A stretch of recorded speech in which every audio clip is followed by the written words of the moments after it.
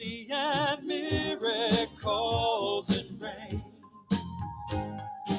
Famous silver lining. Old stuff. Empty Okay. cup has changed. We Overflowing. are live. My waited days now take on wing. Okay. All right. David, welcome again for another therapy session with the praised one, Jeff Noose. I gotta turn my volume down. Yeah. All right. I'm ready to go. We are, this is our 9th session. And as I was saying before we went live, I'm healed. I'm ready to smack some foreheads and okay. So I now have sound effects. Okay. So we have the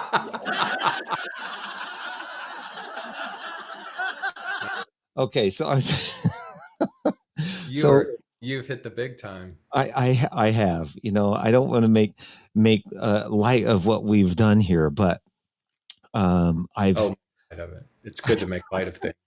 I still have visions of you coming at me with that thing that fit over the head, that scratches the head. The scratcher thing. And everybody loved that, but for me, it just gave me the willies. I never quite got the hang of that.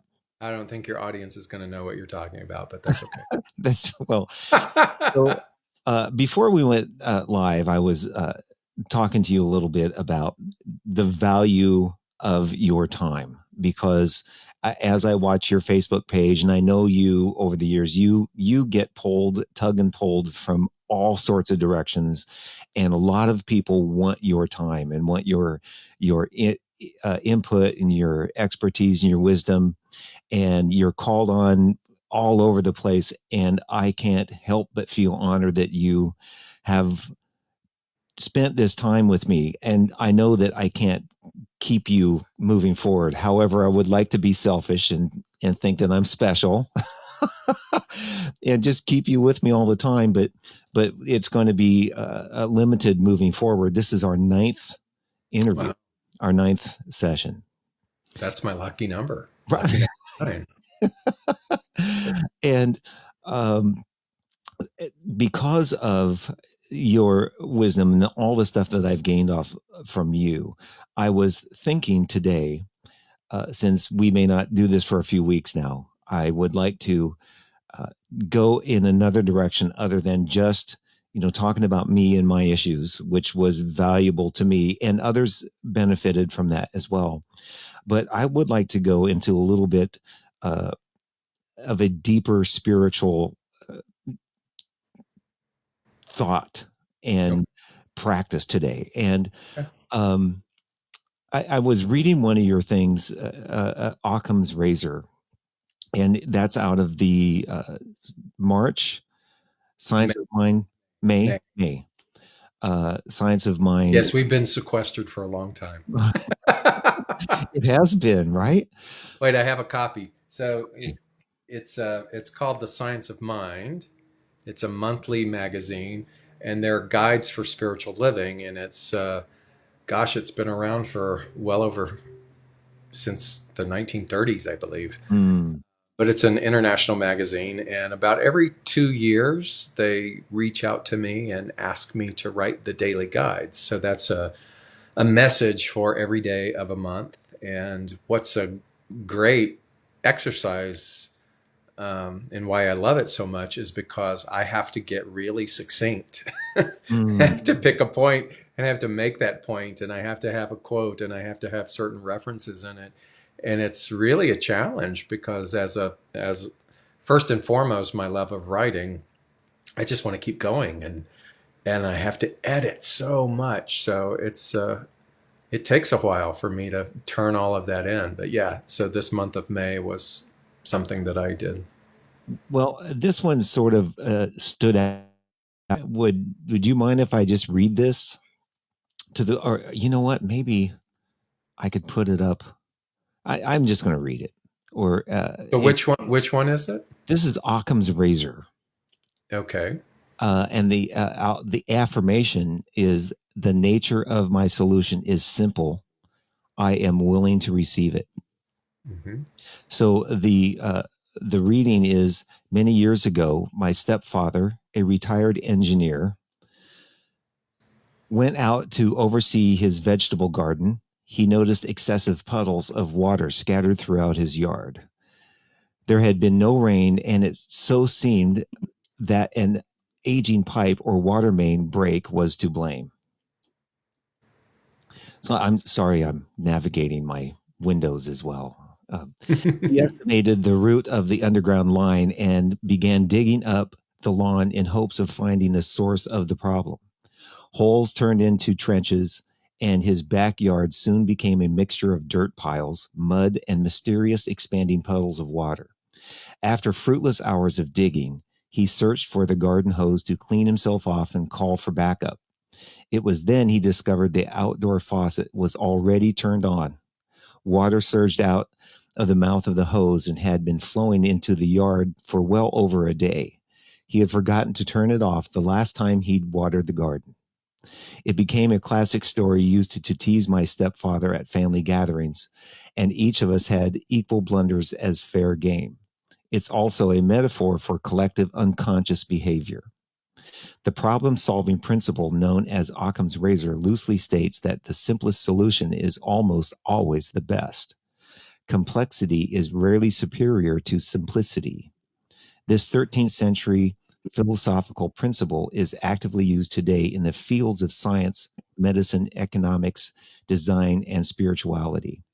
Ernest Holmes writes, "To return to a sane simplicity is one of the first and most important things to do. We often value or favor complexity over simplicity. We often value and favor complexity over simplicity. We divert our desires toward costly, location specific, personality dependent fixes rather than timeless reminders to be still and know. The answer is already here. Life invites us to simplify. Now, then the affirmation is, the nature of my solution is simple. I am willing to receive it. Mm-hmm. So the thing that I wanted to get to, because of the wealth of your teaching and wisdom and knowledge, is this thing that jumped out to me of the collective unconscious behavior, and what we do as a collective conscious, and what do we do to keep simple and stay focused. And through these last 9 weeks, we keep coming back to one simple answer. Is there anything that you can expand on all of the stuff I've just said and read? So what is it about that idea that stuck out to you?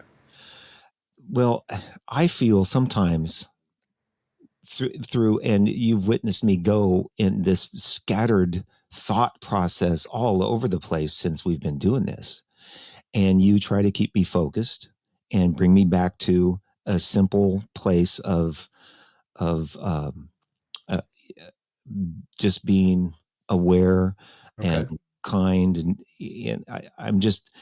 I just know that I've come from, oh, I'm scared, oh this, oh that, oh this, and my personality and my thoughts get all scattered and they feel complex, and some days I just need to sit and quiet the mind.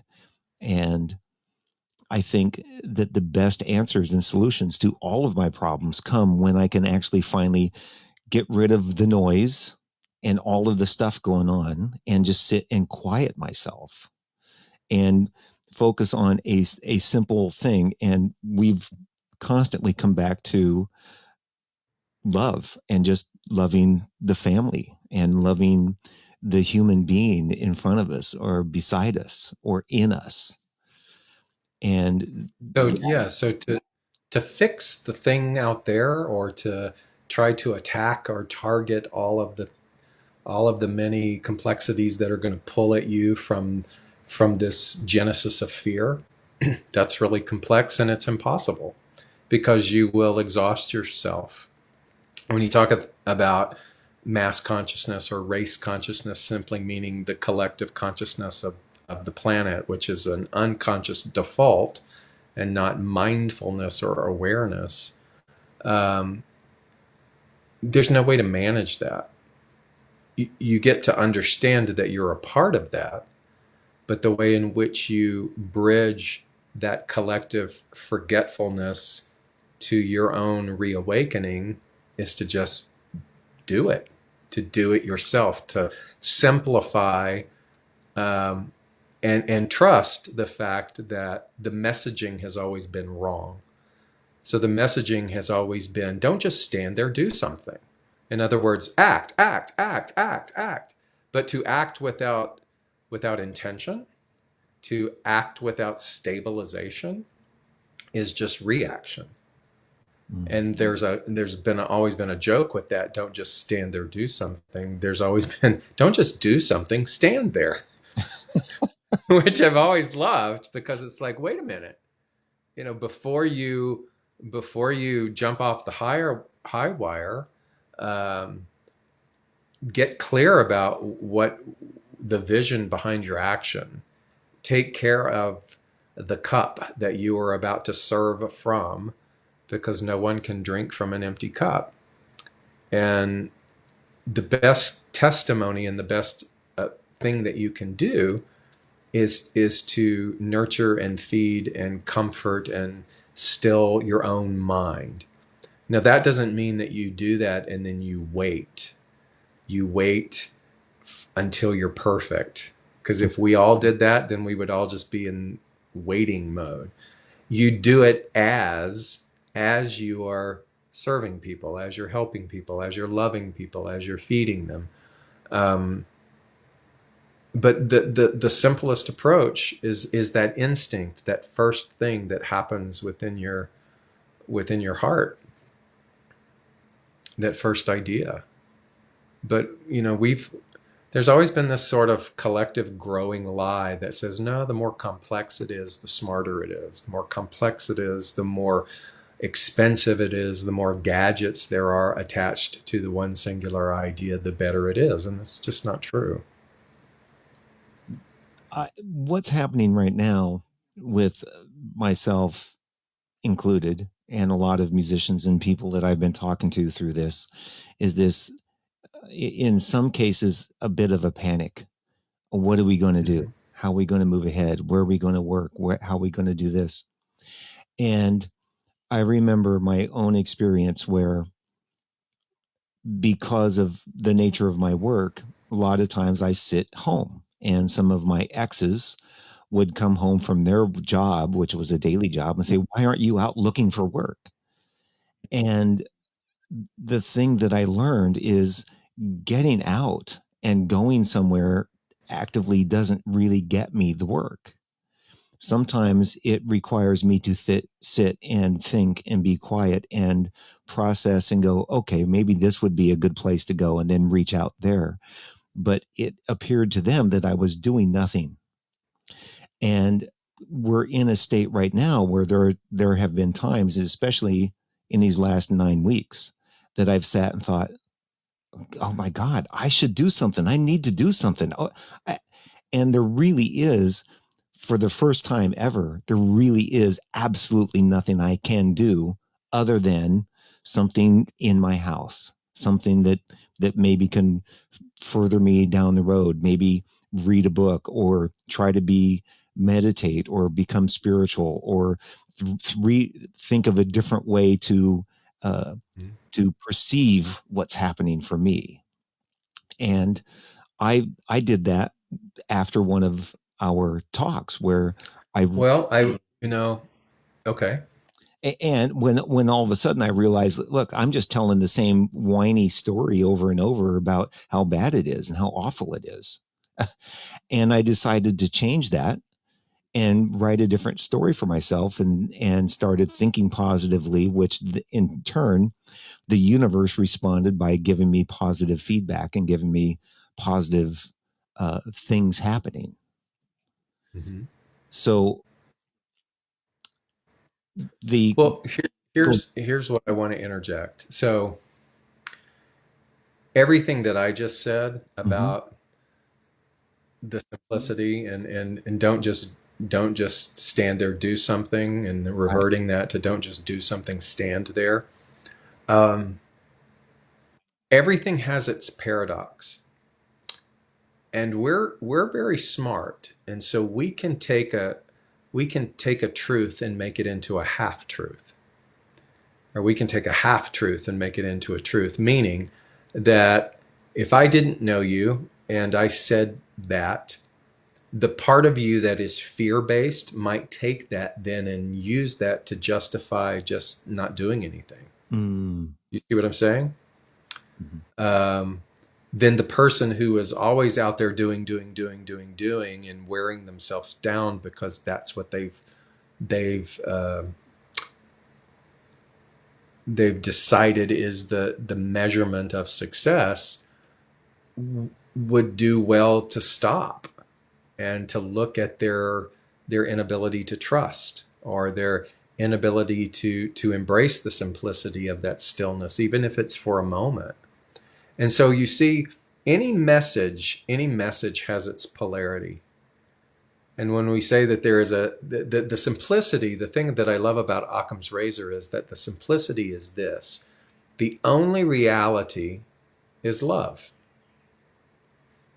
Now you take that word and you can diagram it, and you could say, okay, well, what does that word mean to you? So for some people, from a scientific perspective, they would say intelligence, the infinite intelligence that exists within nature, the backbone of all life, that which is cellular down to the very atom, the very core of all things. And that in and of itself is an expression of love. Some people would say God.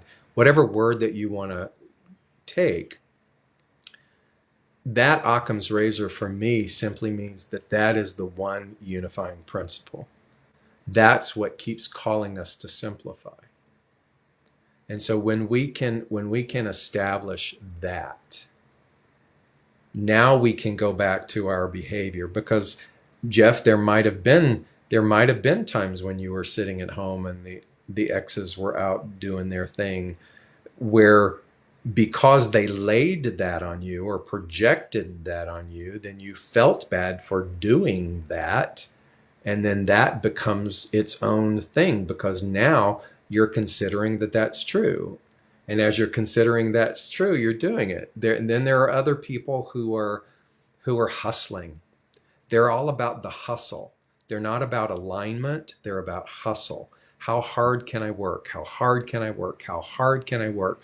Rather than aligning, which simply means to pause before the hustle, to make sure that whatever the hustle is going to be has roots, has a foundation. It's not a cyclone from fear, but it's something that's deeply rooted in establishing itself. So what makes that different? That means that then my hustle isn't is done from a place of high involvement and low attachment. That's been my phrase all week long that I've been teaching from.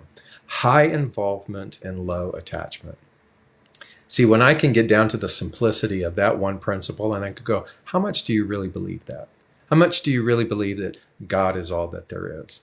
How much do you really believe that love is all that there is? Because everything within the human experience will test that and challenge that and make it wrong. And it will pull you. It will pull you in all to the different corners of justification to go, no, this conspiracy tells me this, and this thing tells me that, and this news report tells me that. And so I will react based upon my personality. So if my personality is to attack something, so if I'm unemployed, then I'm going to go and attack employment at all cost.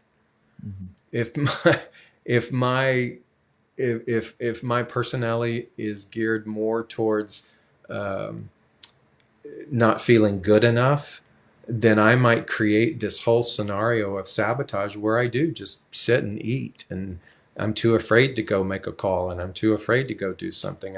I'm too afraid to just go do something which would actually jumpstart some good within the person. So you see, everybody's still in the simplicity of the one idea, but we're operating from different personas.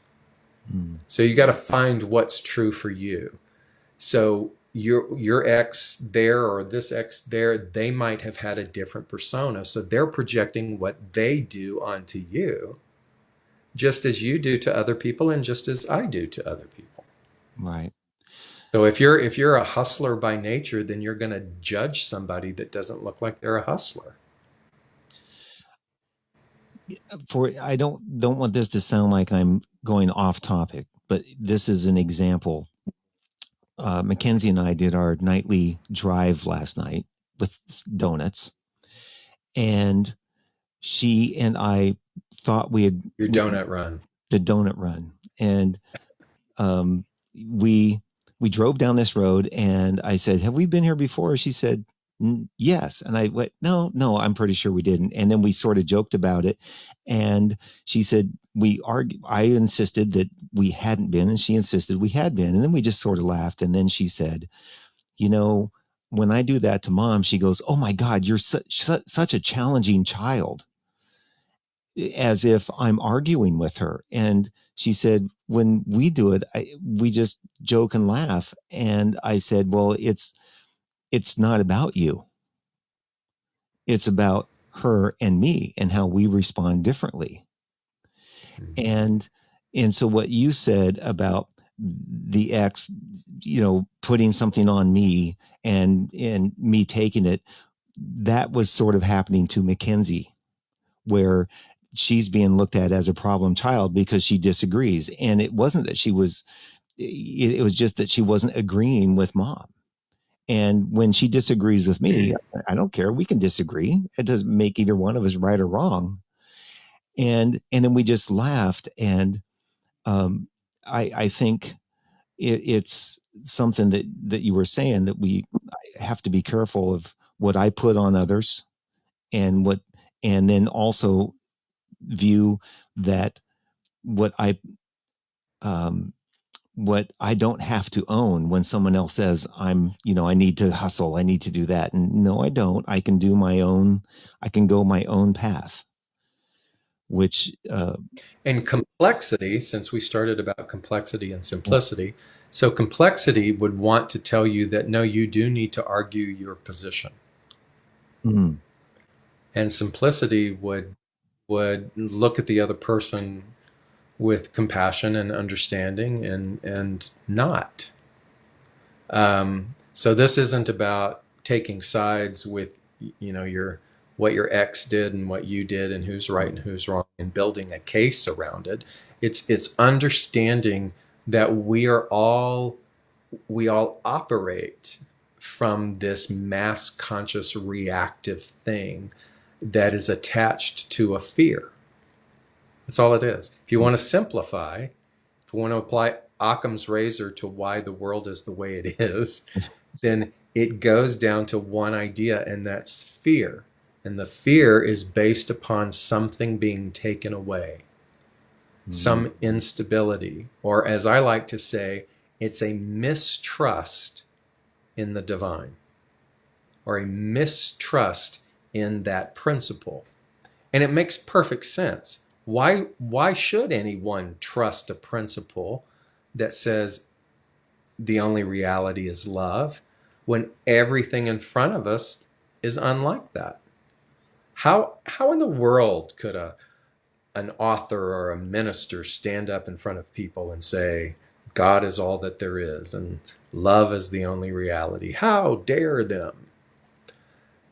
But you can't, and this is where the paradox is, you can't answer that question one-dimensionally.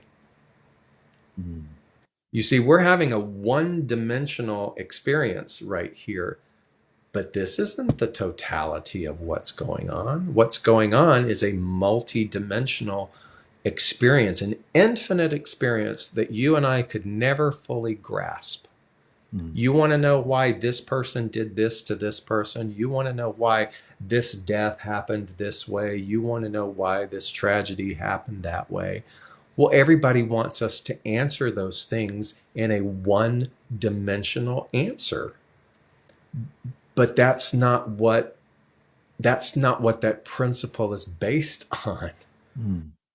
So the principle that God is all that there is, or love is the only reality, is just as much a principle as it is an invitation. And it's saying, yeah, so do you want to consider that everything is not as it seems? That's what faith is. That's what gives you and I the ability to look at a darkened sky and to realize that there is something beyond that. And the reason that we know that is because we've had an experience of it, and we've had a repetitive experience of it. So there are mystics and sages and and masterful spiritual people who have experience of multidimensionality that can teach and can speak with all authority and say, love is the only reality. I know that you can't see that, but you're invited to explore that. Because until we explore that, until we consider that, then we're always going to be trying to define the macrocosm, the multi-dimensionality of existence in a one-dimensional framework. And that's insanity. You just can't. In all of this that's been going on, I feel the best when I tune out all the noise, Mm-hmm. sit down, relax, and realize that the only thing really important to me right now is my daughter in the other room, Mm-hmm. that we're both healthy, and that we can enjoy each other's company. That everything else really is, how important is it really? I need to ask myself many times. If I turn on the news, if I look on a Facebook feed or something, I can find anything can just set me off. I'll either feel like I've not done enough, or I've done too much, or I've hurt somebody's feelings, or, oh, I'm mad at this person, mad at that person. Oh, I don't have, they have. I can just go in all of these different places. But as long as I just think and feel the love and bond between us, and just be with that, I feel the best, and I feel the happiest when I can shut out all the noise and just focus on what's right in front of me, which is generally one of my children, and mainly Mackenzie right now, because she's here. Mm-hmm. And keeping things that simple, sometimes my mind wants to tell me I'm ignoring things. I need to pay attention. I'm I'm hiding from it. Oh, I need to focus. I need to let. But it's not that I'm necessarily burying my head in the sand. It's just that I'm choosing not to pay attention to the noise, Right. and really just focus on the love and the idea that love is all there is. And the one thing, and this happened at the end of our talk last week, is when somebody gets emotional and they become vulnerable and expose their emotions to me, I immediately feel the love and understanding and compassion. And when you told the story of the gentleman in India, I forget his name, that needed the motor scooter to get food, and watch how you felt about it and tear up and want to help him and then help him. It's that kind of emotion that draws me into a being. And that's the one thing that connects us instantly. And to me, too many people avoid that at all costs, avoid exposing their raw meat, if you will. And that's what makes me love them. That's what makes me want to go, oh, how can I help you? But they spend so much time telling all these stories about, oh, this is me and blah, blah, blah, blah, blah. But they avoid going and just allowing themselves to be that emotional being. And what is it that has caused us to so run from all of that? Is the fear that you mentioned? Is it afraid that there's, if we expose our emotions, that means there's something wrong with us, that we're mentally ill, or we're not man, or we're not a woman, or whatever it is? What is it that causes us to avoid that at Well, all costs? the they that you referred to, the big they that you referred to, has also been how you've been Mm, on a lot of this journey. yeah, That's not a judgment. That's not a good or bad, right or wrong. That's right. just so.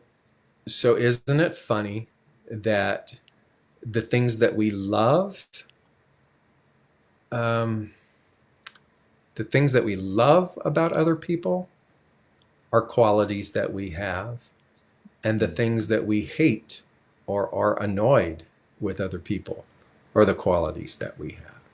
mm, And that's when a quality registers and elicits a response from us, it's because we have the same thing. mm, When we become so irritated by another person, by their projections, by whatever it is, it's because we do the same thing. We wouldn't be irritated if we didn't have that unresolved within us. mm, So all it is a mirror.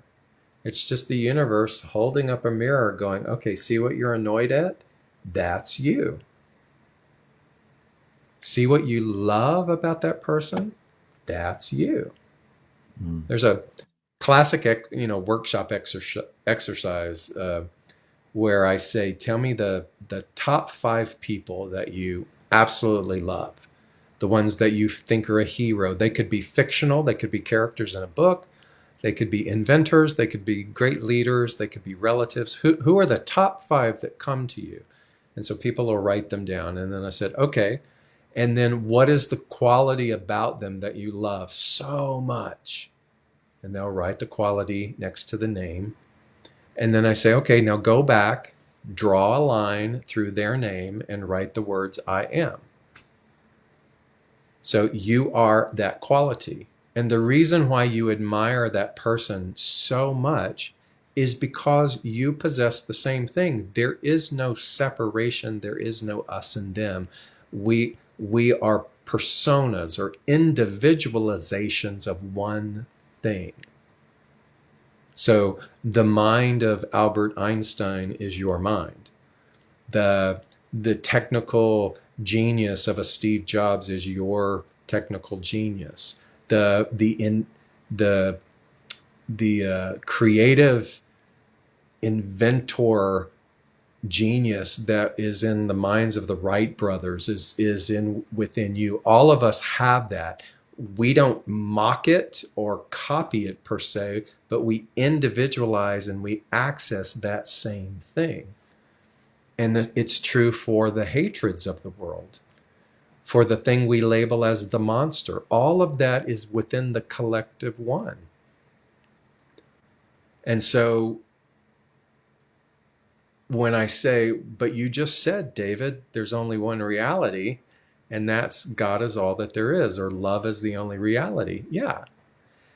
But when you look at the law of polarity, it says, okay, it exists, but you and I have, so this is love, this is love. So you and I have the capability of taking this and then reducing it and reducing it and reducing it and reducing it and reducing it and burying it and burying it and burying it by social conditioning, by generational indoctrination, by domestication,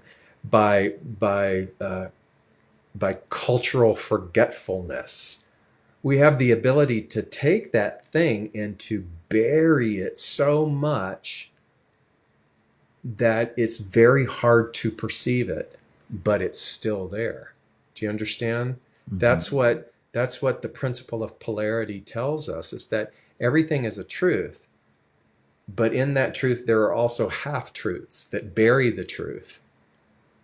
And so we can go around and we can bury that and say, everything's screwed, everything's awful. It's every person for themselves. You gotta fight because there's only so much good to go around. There's no truth to that, only from the fact that that's what we've allowed ourselves to see. Do you follow all of that? Mm-hmm. Mm-hmm. And so it takes someone who's willing to look beyond appearances. That means you, that means me. It takes someone who's willing to own their ignorance, their bias, their justifications, their fear, their projections. That's emotional intelligence. For somebody to be in a conflict and to go, what am I contributing to this? Rather than it being all about the other person. And I'm not saying that everything is, that there isn't a give and take in these situations. But man, if we don't do our part, and that's going back to simplicity again, it's very simple for you and I to stop and to breathe. Like the greatest gift that you can do is you can stop and breathe and be in the stillness, just like you were describing, reflecting on Mackenzie. It's the greatest thing that you can do. But most people are going to look at that and say, do something. Yeah, go do something. But before you go do something, get solid. Breathe. That's what setting an intention is. Understand that everything is energy. You're energy, I'm energy. It's just bundled up here. And we have consciousness. And then that consciousness, we can direct that energy. That's making a couple of things come up while you were talking. And one is the collective consciousness and the idea that we are all energy and we are all one. And how much is the negativity or the positive love, whatever it is that we, as a planet, all human beings being that one of God, have an energy the same as just me and you talking are developing an energy between us. Right. So here's that whole planet right now. All how much of that can we feel, and can we pull out of and not allow it to affect us? See, you're dealing in complexities. I just told you the most powerful thing, yet the most simple thing I know, is right? And then I heard to stop and breathe. that. But see, we don't like that as an answer. It's too simple. So if I wrote a book that said 101 things that you can do to be free, you'd probably go buy that book. But if I said to be free, breathe and love people, you're like, there's got to be more to it than that. And so we put a price tag of value on complexity rather than just keeping it simple. And you ask a really good question. You said, why do you think we do that? Why do you think we actually make things complicated? Yeah. I think I can only speak for myself in my own fear, in my own forgetfulness, which we all have. There is that mistrust in the divine, or mistrust in that principle, because I can get sucked down a rabbit hole just as fast as the next person. And it's being in that rabbit hole where the noise gets so deafening and the bank balance is so low, or the demand for attention is so extreme, or the tension is so whatever, that I can lose sight and I can have a mistrust in the divine. So, but that's the ebb and flow, right? There is the forgetfulness and the remembering, and the forgetfulness and the remembering. And the most simple lesson is try and remember more than you forget. And when you do forget, go back to remembering. Go back to the breath. Go back to stillness. But we've got coaching programs, and I mean, I'm just putting myself out of a job here. We got coaching programs, and we got workshops, and we have to travel across the world to sit at the feet of holy people, and we have to do all of these things because the more complex and the more geographically distant this is, the more valuable it is because we can post it on Instagram rather than just shut up and breathe and go be kind to somebody and go feed somebody. I was on another show yesterday out of California, and the person was lauding me for my work overseas and slums and schools and things like that. And I said, that's all well and good. And I said, but who the real heroes are the children. They're the ones that have to live in the experience of the slum. I'm visiting the slum. They're the ones that have to breathe the toxic air. They're the ones that have to drink the bad water. And they're the ones who, in spite of all of that, and the 12 kids and the lack of food, in spite of all of that, they're the ones who keep it simple and get up and walk to school. Miles, sometimes miles. There are girls in Guatemala, you'd be horrified at the amount of work that they have to do before they leave their house at 5 a.m. to walk 2 miles, to catch a bus that goes 10 miles, to catch another something to get to a classroom. And so I really try to keep everything in check and go, I'm just trying to help, but it ain't about me. And that's, I want to say, sadly, that's the way the world operates. There's no sadness to it. It's just the lens of perception, and so the more that you and I begin to understand, and the more that you and I begin to keep working on ourselves, and the more we allow ourselves to strip away the ego, it's all about me, the more that we can look at that bullshit and realize there's only really, it's very simple. Just love people, serve people, and remember the principle. That's why I love Ram Dass so much, because his whole thing was love, serve, remember. Love, serve, remember. Doesn't get any simpler than that. I read something, and I'm not quite sure where it was, but serving others is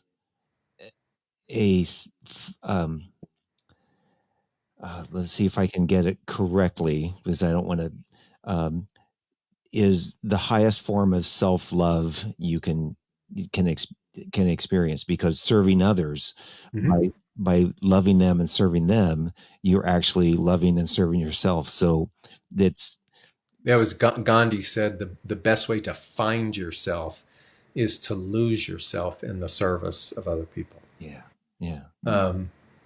And at the same time, it paradoxes everywhere. You still have to love yourself as well.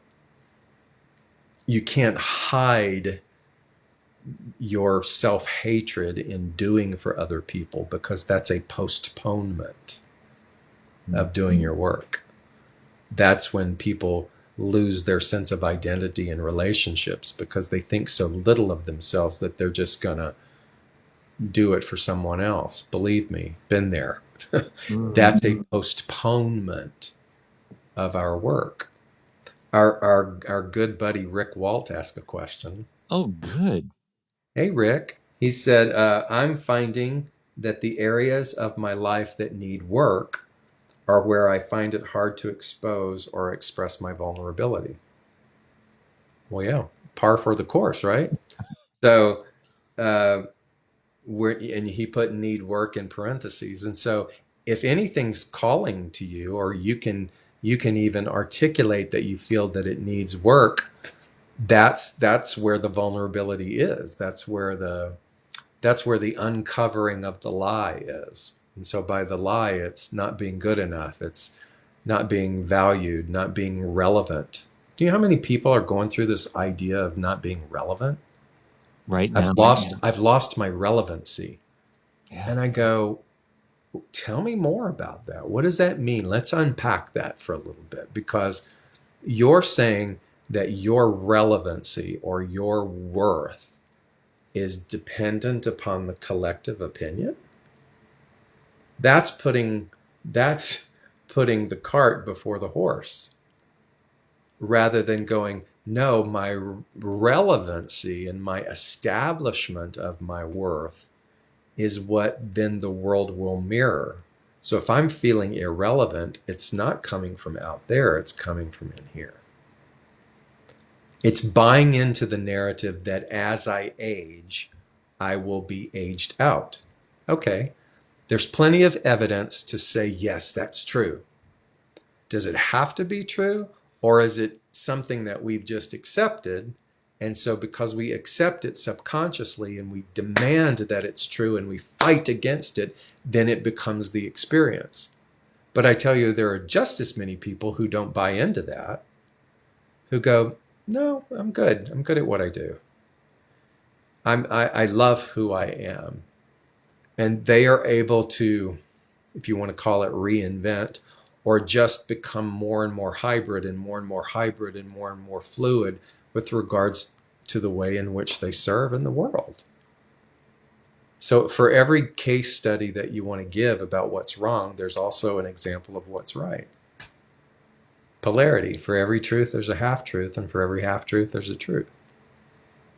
And so where's the responsibility of relevancy then? It's within us. So Rick, my friend, you are relevant. And whatever is calling to you to do the work, then you have to lean into it. You have to just lean into it and trust. And what does that mean? You have to trust.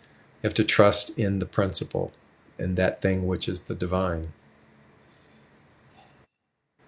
And if there's a hiccup, you just have to stand right back up again. It's that proverb that says, fall down 7 times, stand up 8. Yeah, I kind of feel like, speaking from my own experience right now, I've been doing these shows, had no idea. I just was giving myself something to do, Right. and now it looks, and I'm just going to keep going because I more than likely won't have any work until like September, and it feels like it's just become my job. And I've developed somewhat of an audience that tune into most of my shows and appreciate what I'm doing. And I'm just now, instead of looking for something to do and then figuring out a way to make our living, I'm also now looking at how can I use this vehicle to help others. Mm-hmm. Right. So, now having said that, because last week, um, you expressed taking donations for this, for your school, and the gentleman, and what was his name again in India? His name is Nandu. He's my administrator in India for the schools that we have. And then you forced me one day. You said, Jeff. Forced you. Well, you Forced you. did. You twisted my no. So you said put up your PayPal and this sort of thing, but I'm putting up your Venmo and PayPal information because anybody that's tuning in, I would like them to know that you've been freely giving of yourself, and you, like me, are out of work. And the only way you really make money is by people, donating and speaking at different church organizations and things. And some of those church organizations have a vast uh, uh, membership that will freely donate. I don't yet. I've got a few dozen people, but I would like to at least have somebody tune in and send some money your way because of you. And I know that you would use that to give if you needed to your. That's very, very kind. Thank you. It's understanding there is an even exchange of energy. So we've talked about us being energy. And so um, it's always nice to be in a reciprocal flow of people who understand an even exchange of energy. Now, the paradox of that is that there are also people who don't understand that. So, case in point, having been a platform minister for decades, there were many people who would enter the doors of whatever center I was serving as spiritual director, who would never give. And they would reap the bounty of that community or the message or the music or the programming or whatnot. They probably, or I'm doubtful that they ever paid or took for a class or any of that kind of stuff. But see, that's the thing about that particular availability is you can go and you can take and take and take and take and take. But you don't really understand or understand the embodiment of what it is that you're taking until you have skin in the game. Hmm. Meaning, many people would come up to me and say, "Oh, I want to take that class that you're doing, but I don't have any money." And many, many years I had said, "Oh, just come, it doesn't matter," or you can be a TA, a teacher's assistant, or you can do this. And very rarely did anyone that I made that offer to fulfill their obligation. Why? I want to say I have it figured out. I don't know if I have it all figured out, but there's something to having skin in the game. There's something about placing a value on something. There's something about you placing a value on you that increases your value. There's something about me placing a value on me. There's something about placing a value on you teaching something um, without shying away from that, but experimenting. You get to experiment. What's my value? And as you experiment with that, and you just notice all of the resistance that you have, go, because what's that resistance tied up with? What's that tied to? Is it I'm not good enough, or there's more people doing it cheaper? I mean, so it's just it gets complex rather than going, if I have it, I'll share it. If I need it, I'll ask. That kind of thing. And making both sides of the coin okay. Well, and let me just use my own experience because it's all I can really share from. Mm-hmm. I had 2 months when I lost all my work in which I was desperate, needing money. People gave me money and bailed me out. Then I got through first couple of months. Then I got my government checks, and all of a sudden I'm okay for a month. So instead of freaking out and worrying about next, I'm going, okay, right now I'm okay. And I started giving to some people and started helping them out and I had a few people call, are you okay right now? Yes, I'm okay. I'm not going to need any money for a while. So right now I'm trying to go from a place of how can I help others while I have the money? All I'm worried about is my rent and food. Everything else I don't care about. They can take the car, it's just I want to stay in my house. So right now So I'm okay. I just want to interject then. So notice what you just described. When you feel that you have sufficiency is when you give yourself permission to dot dot dot Mm. give, serve. It gets interesting when you just serve no matter what you have. And your serving doesn't have to be monetary. It can be what you're doing. So you are offering a service, and we're offering a service and have been offering a service for 9 weeks. Even when you're going through the appearance of insolvency, you're still serving. So it's important that you stop for a moment and just look at the language, the way you described it, because the way that you described it, that's saying that I can only do when something looks this way or something appears this way. And I want to challenge that. I want to say, if love is all that there is, then the real currency is love. I gotta tell you this story, and I don't, maybe I said it once before, but it just keeps coming back to me. And it was from a guy named Greg Bear, who wrote a book called Real Love, and he says, you have $2. It's your last $2, and you put those $2 on a table, and you turn around to put your coat on because you're going to go to the store and you're going to buy a loaf of bread with those $2.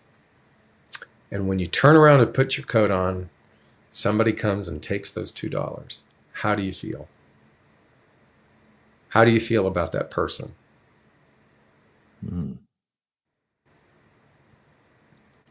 Well, my first thought he would be angry. I would be angry. So let's make it you. How would you feel about that person who just took your last $2? I would be angry. Okay. Immediately. And angry at who? At him. At him. At that person for taking it. However, if I give myself time then to think about it, I would give myself a few minutes because okay. Okay. Keep it simple. So you'd be angry at that person. If you had $22 million in the bank and you put the $2 down on the table and you turn to put your coat on because you're going to go buy a loaf of bread, and that person stole the $2, how would you feel? I wouldn't care. So it's not about the person. No. It's about the feeling or the thought of not having enough, or the fear of something being taken away. It's the belief in lack. And so the person, you and I, who may be temporarily short on cash, we want to turn around and be angry at the appearances of the things that seem to be taking away our good, rather than practicing that I have 22 million in the bank. And I'm not talking about some stupid game. I'm talking about the sensory awareness that you're wealthy in spirit, that you and I are wealthy in spirit. And that's what separates the person who is happy.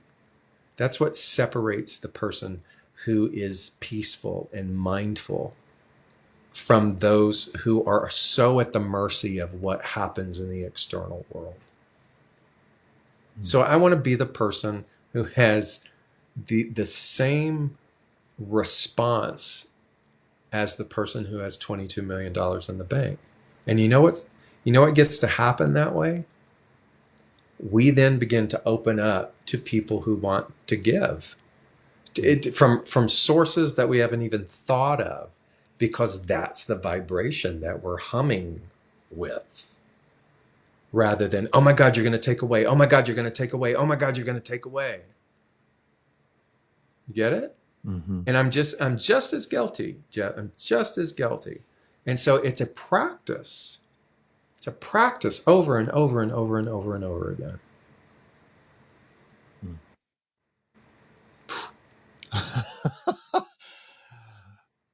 So until the next time I see you, whenever that might be, got some practice. Yeah. So we're at our hour.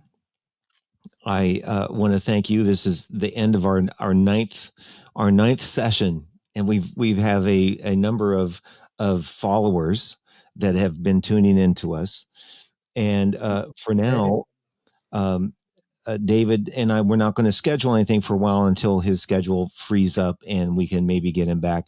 However, we can do something private with fewer people if you want. David has agreed to. We can host an event or a thing at some Yeah. time. Well, just so everybody knows, I've committed to hiring an editor, and I'm working on a book, and so that's deadlines, and I work best that way when I have accountability with somebody, Mm-hmm. and so it's I've really kind of jump off into territory because I have to pay this person, and Right. they demand the pages from me, and so it's good. It's really creative. It's bringing a little structure where there wasn't any structure, Mm-hmm. and at the same time earning a living doing my coaching and counseling and speaking and things. So um, I don't want to walk away from this. I'm just looking at the next month as we go into June, um, of really kind of honing everything in and getting more quiet and more focused on the writing. And I'm going to say this from me and anybody watching. How can we help if you ever need any help? And it, and and Wait. when the book is done, I want to purchase a signed copy. Oh, something tells me, well, I'll let you, but something tells me I'll also give you one too. Yay! Oh, Uh, okay. So, um, who would have thought? My God, Jeff, who would have thought 9 weeks we'd be doing this? yeah, I Crazy. and I I'm so proud of you. I just want to honor you, and don't stop because you have a real gift for this. thank you. I intend on making this one of the only things I do from now on.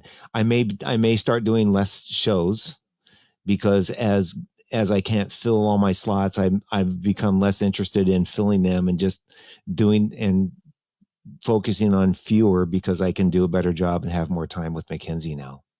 All right. So thank you for being here, and we will Well, be in touch. And everybody, uh, you're tell them to go to davidault.com and sign up for my email list, or go to Facebook to the professional page and just follow me, and you'll know where I am. yes, and all of that information is on the screen. All right. Thank you, Thank you. David. Okay, bye bye. Okay. Take care. Fly on peaceful breezes, embracing how each thought